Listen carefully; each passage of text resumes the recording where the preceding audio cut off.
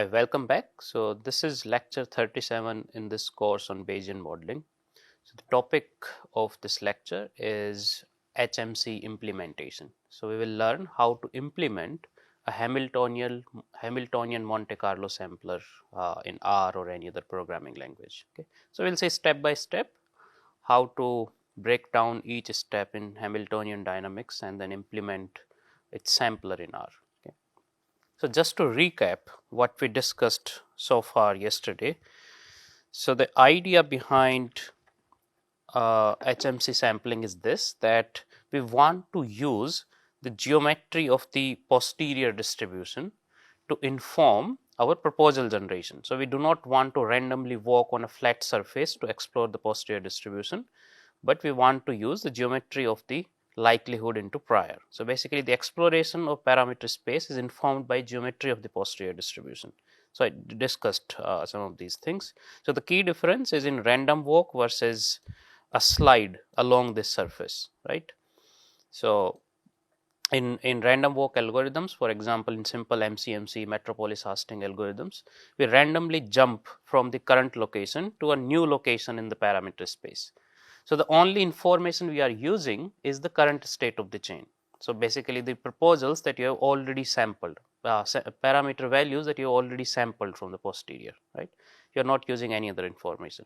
In this case, we are using information of the current state, so parameter values that you have already sampled, as well as we are also using the geometry of likelihood into prior function to inform our next step. So we are not randomly jumping from current state to next state, but we are just taking a slide along that curve, so that we most of the times we would land in higher posterior density region. So that's the idea, and this is how we implement it. So we take negative log of likelihood into prior. So this is how the negative log of likelihood into prior would look like, and we can think that, let's say there is some particle somewhere on this surface, and think of this surface as a frictionless surface, and we push that particle in either direction with some momentum. So either you can push it upwards or downwards with some momentum. So this particle will slide downwards, let's say, will go up here and will come down. So all those things will happen. But what we are interested in is in recording after some time t has elapsed, what would be the new position and new momentum of the particle. Okay, and given that new position and new momentum, we can calculate total energy of the particle in this new state. So total energy would be a summation of kinetic energy and the potential energy, and we will compare whether the total energy of the particle in this new state is lower than the total energy of particle in its previous state. If it is lower in the new state, then we will accept that new state, right? So we will accept a state with lower energy. So particle would want to remain in lower energy state. So that's the idea. So we say that there's a frictionless particle of mass m sliding over a frictionless surface, and we define this dynamics using total energy, which is a summation of potential energy and kinetic energy. Now potential energy will be given by how high is this, basically will be defined in terms of mgh, right? So remember the formula potential energy. So it would be a function of how high is the particle on this surface in a particular position, right? So if you think of x-axis as parameter space, so these are parameter values, right? So y-axis denotes the negative log of likelihood and prior. So corresponding to any position, you can calculate negative log of likelihood into prior, and that's the height of the particle, and that's what will give you the potential energy of the particle. Okay, so you can always calculate this potential energy of the particle for any position, right? All right, so then we saw these Hamiltonian equations which we require to solve this problem, that where would particle be, what would be new position of the particle after time t. So we need to calculate that, right? It is unlike random walk algorithms. We are not generating new state from any density or from any well-defined proposal distribution. We need to calculate what would be new state after time t.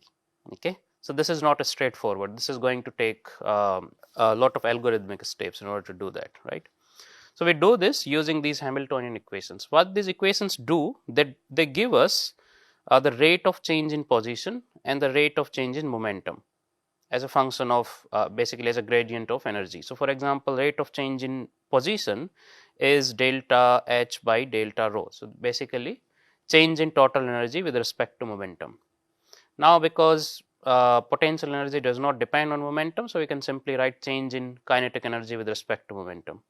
And here change in momentum, rate of change in momentum is given by negative of change in total energy with respect to position. So, which will again become, because kinetic energy does not depend on position, it only depends on momentum. So, we can write change in potential energy with respect to position, right.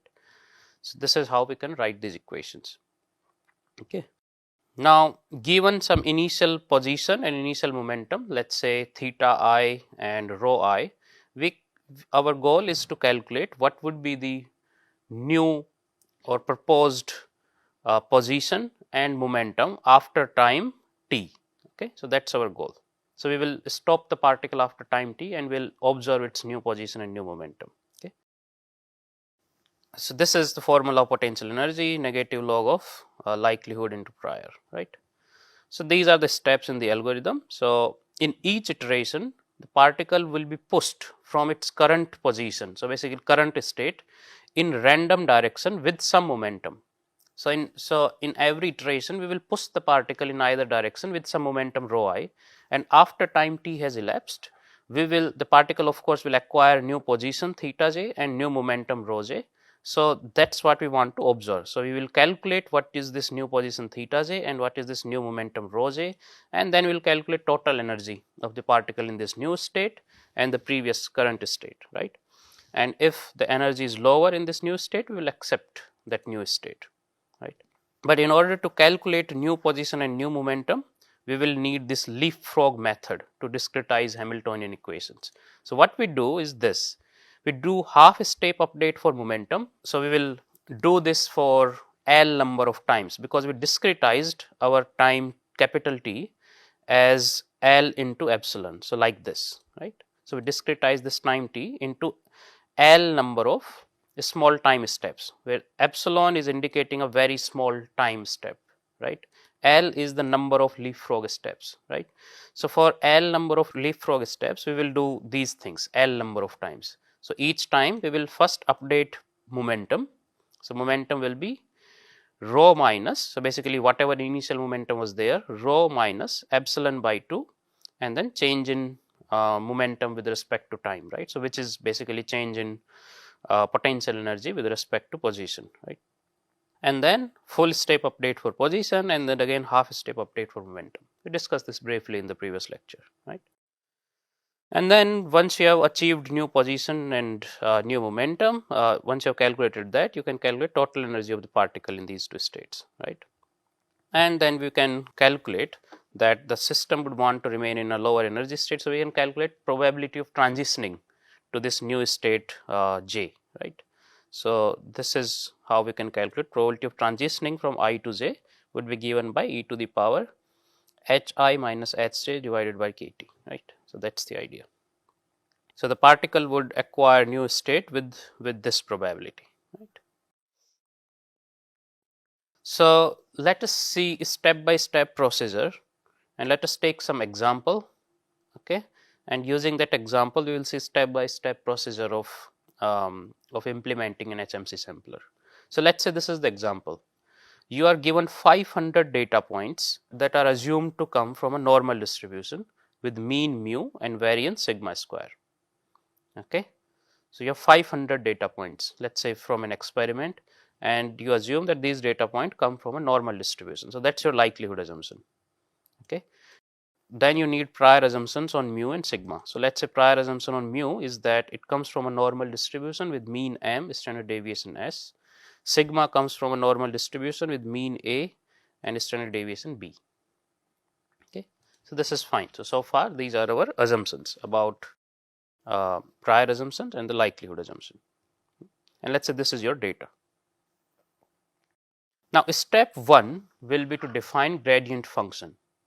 Okay, so this is an important step, because basically once you have defined gradient function, then then your work would become easier. So in this part, because you need to do some analytical calculations, right? What do I mean by defining gradient functions? You need to define rate of change in position with respect to time, rate of change in momentum with respect to time. So basically you need to do differentiation of potential energy and kinetic energy respectively, right? So this gives you the potential energy, negative log of likelihood into prior. Okay.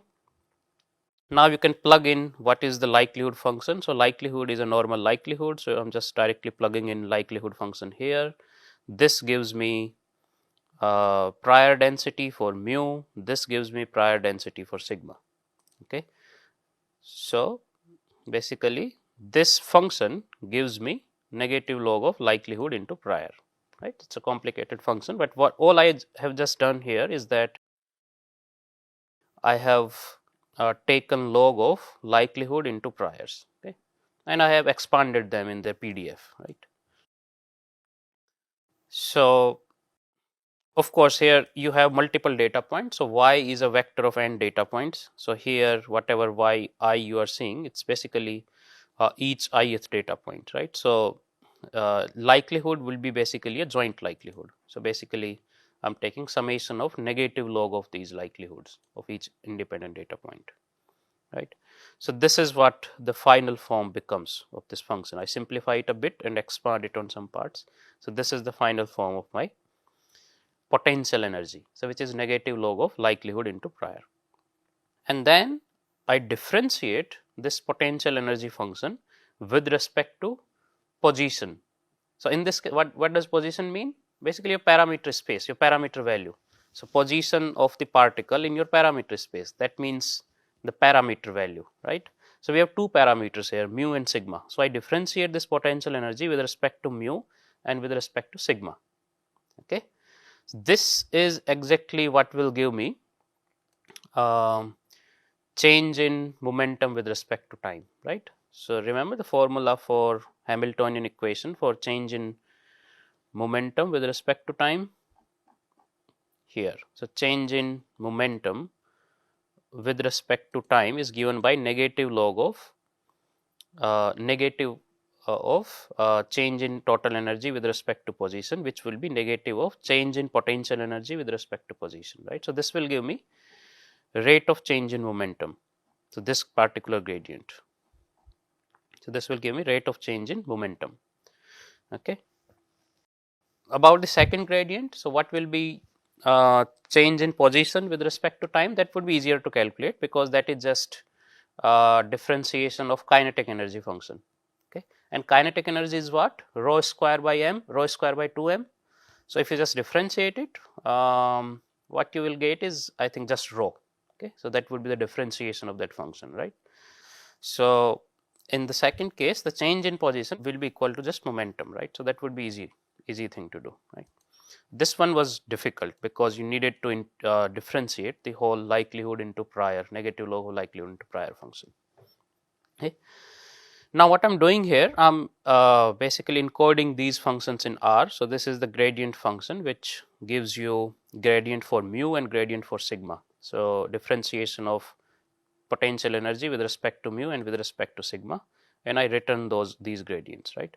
So the function takes value of mu, sigma, data, number of data points, right? And then these are the priors, right? This m and s, this makes the prior on mu, this makes the prior on sigma, right? So I give all these arguments and this function will calculate gradient for mu and sigma, of course under these likelihood and prior assumptions. If your likelihood and prior assumptions are different, then of course you'll have a different gradient, right?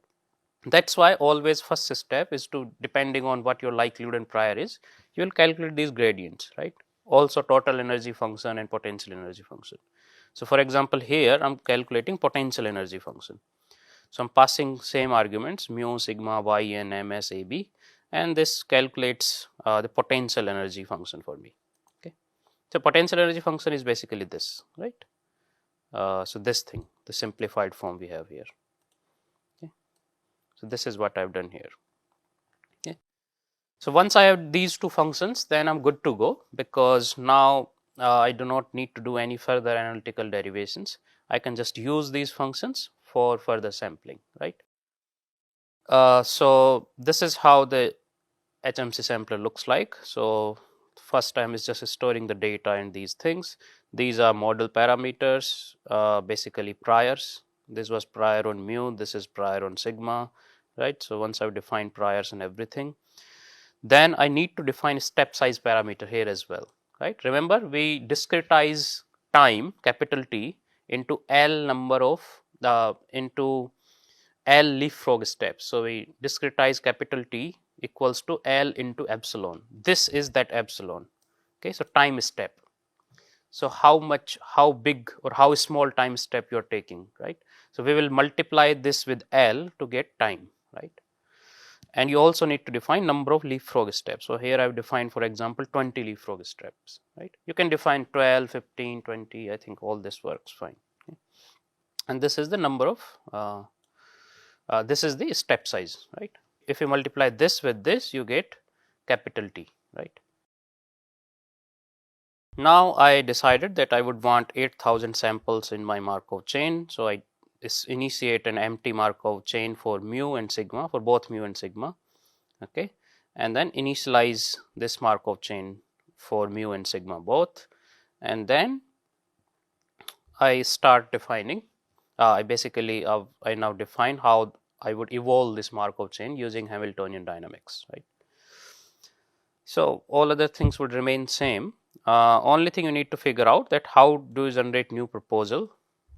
So that's the step that will be different in case of HMC, right? So this is the current position of the particle Q. So basically this is the current state of both mu chain and sigma chain, right? Q is the current state of mu chain and sigma chain. P is basically, you can also call it something else, maybe R or something. So this is the random momentum we are generating from a normal distribution. So we are randomly generating momentum from a normal distribution. Basically this will push the particle in either direction, okay? So because it can have negative as well as positive value. And then I store current Q and current P like this, and then I can calculate potential energy and total energy of the particle in the current state, right? So this is potential energy in the current state, this is kinetic energy in the current state. What I have to do now is to calculate what will be the new position after time t. So in order to do that, I discretize time into L leapfrog steps and I iterate through each leapfrog step. So I go for L in 1 to L, and each time I do this, that I update P, right? So I update momentum. So half step update in momentum. So step by 2 into gradient, right? Then full step update in position, Q plus step into P. So full step update into P, basically because the gradient will be just rho, the momentum, right? And then half step update in momentum. So P will be then P minus step by 2 into gradient, right? So this is how, so the finally after L steps, the final position of P and Q will be my proposed P and proposed Q, okay? So like this. So now I can calculate potential energy and kinetic energy in this new position, right? So this is potential energy of the proposed state and this is kinetic energy of the proposed state. And now I can calculate acceptance probability. So all I need to do, I'm just taking exponent of current V plus current T minus proposed V minus proposed T, okay? And then I take minimum of this, right? And then I basically make a criteria based on this acceptance probability, right? So I can generate, for example, from a Bernoulli distribution. So that's the idea. So if acceptance probability comes out to be greater than 1, basically this thing comes out to be greater than 1, then I will always accept, and this will come out to be greater than 1 only when the total energy in this proposed state is lower than total energy in the in the current state, right? In that case, this would be greater than 1. So in that case, we will accept all those proposals, right? And the rest of the things are same. So that's the basic sampler for Hamiltonian Monte Carlo. So let us implement this in R. So first we need to define the gradient function and the potential energy function, and then we can go on implementing this sampler, right?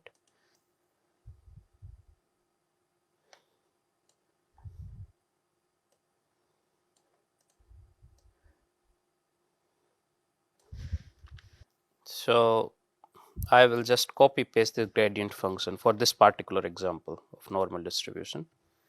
So the gradient function is given by this, and the potential energy function is given by this. Okay.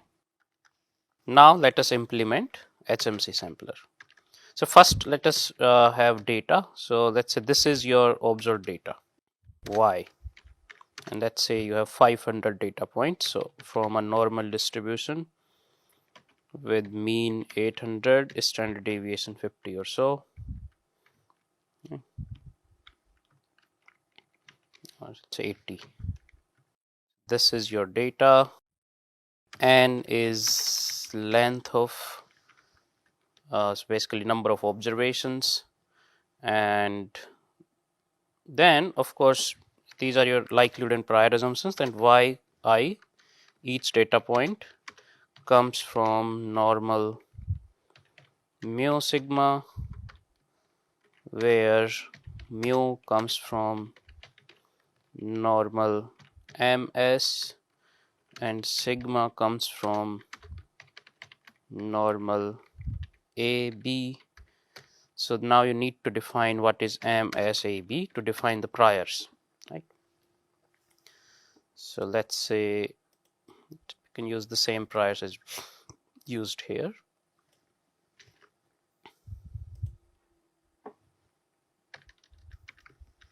So let's say M is 1000, S is 100, A is 10, B is 2, oh not 10, 2, so maybe A is 50, maybe 60, 20, something like this. Now let us implement HMC sampler.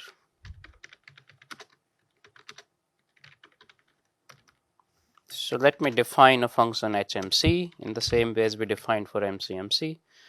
Of course, we need number of samples. So let me just start with 5000. You need a step size. Okay.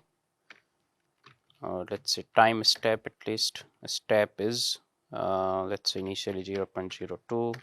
You can of course change it later. You just need to give in details in this.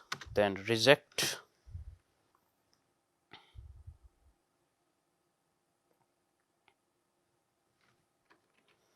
is equals to 0. So you also want to count rejection rate, right? So this is all fine. Now how do I begin? I will first create empty chains, right? So I will create first empty mu chain of how many samples? N samples. Then sigma chain containing how many samples? N samples, right? Then I will need to initialize these Markov chains. How do I initialize them? So let's say mu chain. To initialize, I can write I equals to 1, and mu chain I comes from, let's say, R norm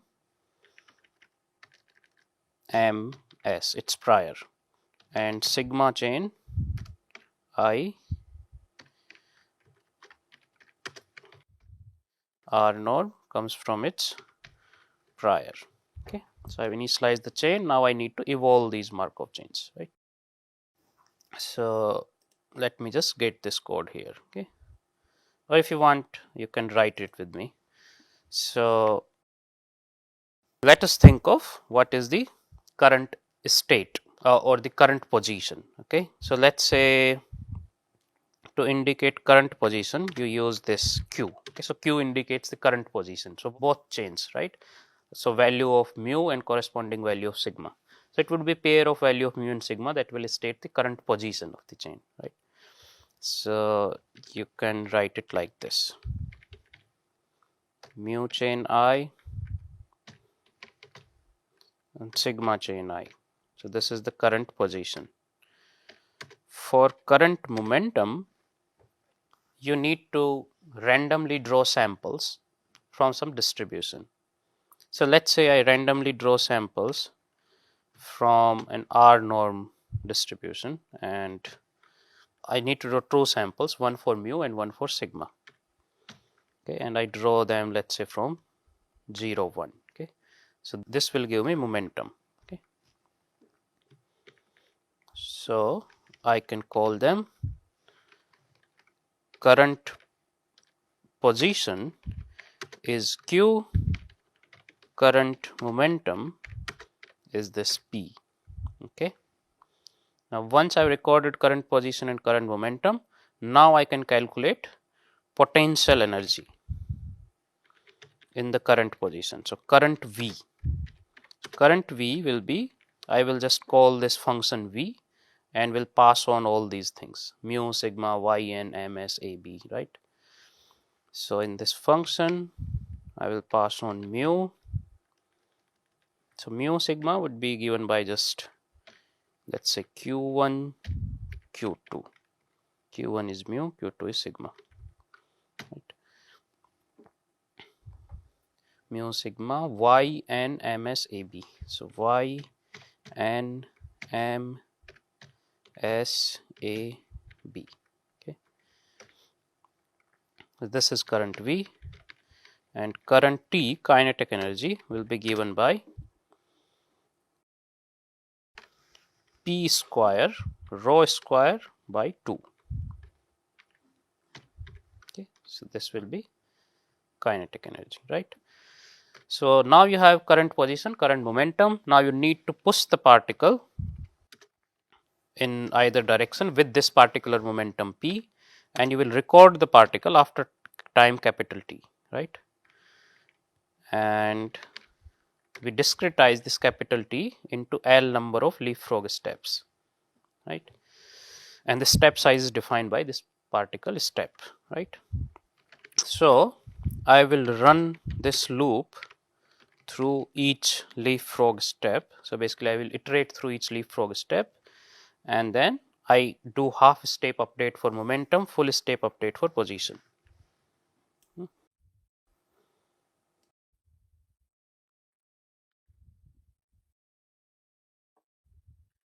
So here I'm doing half step update for momentum, full step update for position. So after this point, I will get basically new position and new momentum, and then I can calculate basically proposed the total energy and other things in that new position and new momentum. Okay, so this becomes the proposed Q. So after L iterations, whatever value of Q would be proposed Q, proposed P. So I'm calculating potential energy in this new state, kinetic energy in this new state, and then acceptance probability would be total energy in current state minus total energy into proposed state and exponent of it, right? So that this would give me some measure of probability of transitioning from the current state to proposed state, right? Now I can use acceptance probability in the same way as I've used earlier. So I can generate acceptance criteria. How? So acceptance criteria can be generated by R by norm 1, size equals to 1, probability equals to acceptance probability. So if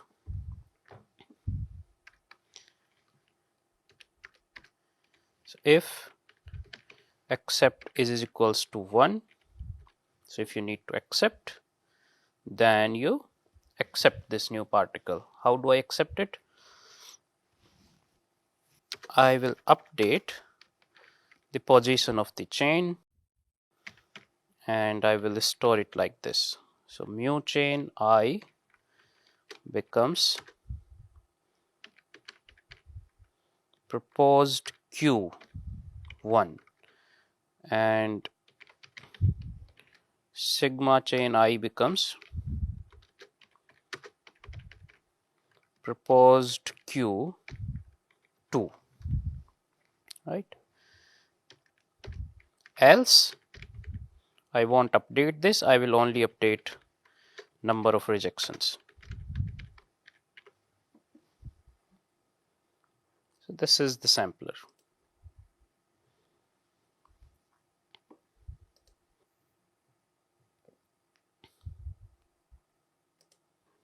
All right. So this is a function that will implement an HMC sampler.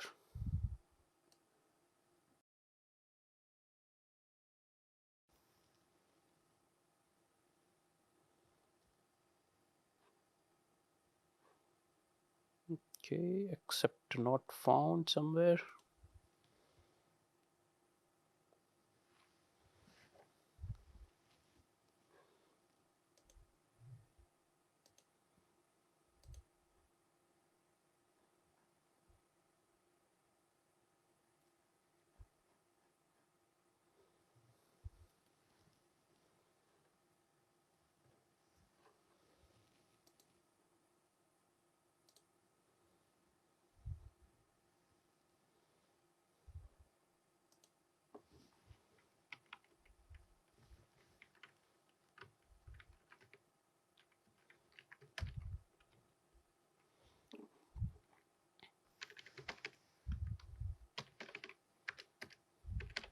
So that's acceptance probability 0.8. Right, so why this step is not working?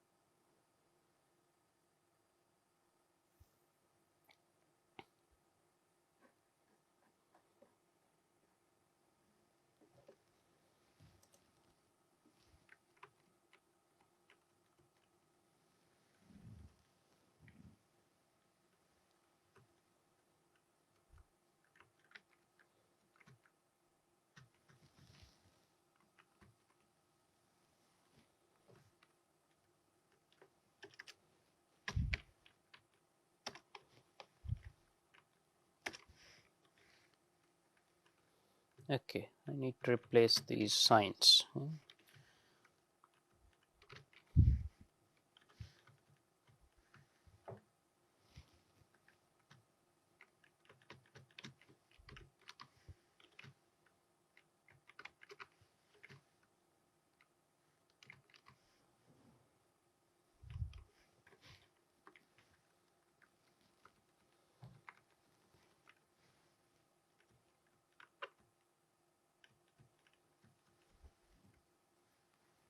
All right, so let's see.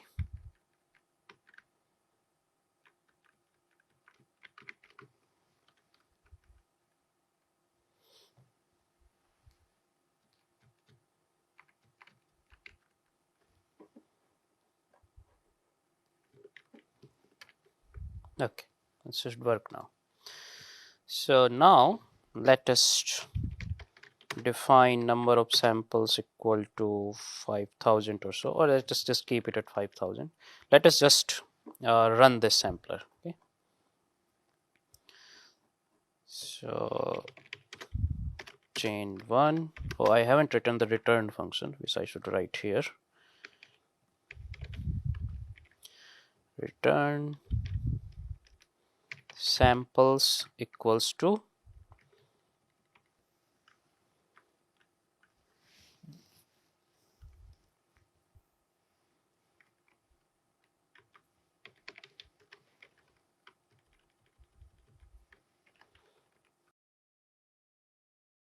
data frame mu chain, sigma chain. So I'm going to return the posterior samples as a data frame. That would be easier to use, so that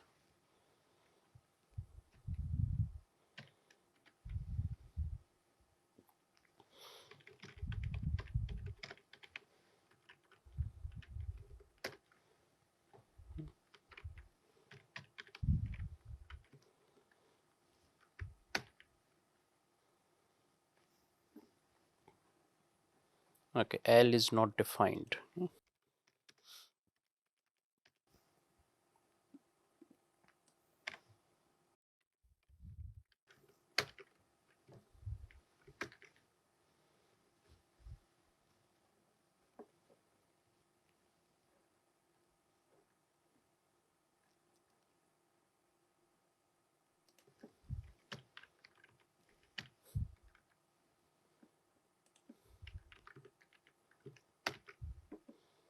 Okay, I think it is done. So let us see. So let us see if we are able to do sampling for samples. So let us see samples of mu. Oh, so there's some problem in this. Okay. Let's see sample of sigma.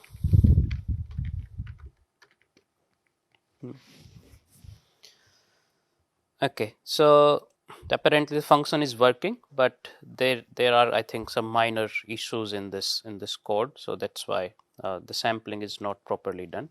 So we will take a look at this in the next lecture. Okay, so the purpose of this lecture was to show you that how we can implement an HMC sampler in practice, right? So in practice it requires much more work. So basically you need to define your gradient functions, your energy functions, and then use them to calculate new position of the particle after time t, and then you can do all the same things to determine acceptance rejection criteria, right? So as you realize that this is a really good sampler, by the way, that we will see in next lecture, but it is difficult to implement as you go towards complex likelihood, and primarily because it becomes you will have to calculate these gradients and potential energy for every likelihood into prior and then implement it, right? So we will be using well defined packages in R, for example BRMS package, to do sampling for us using Hamiltonian Monte Carlo, right? And that's what I will also show you in the next lecture, that how do we get posterior samples using HMC using this BRMS package. Okay, so we'll discuss that in the next lecture. All right, so thank you very much. I'll stop here. I'll see you in the next lecture. Thank you.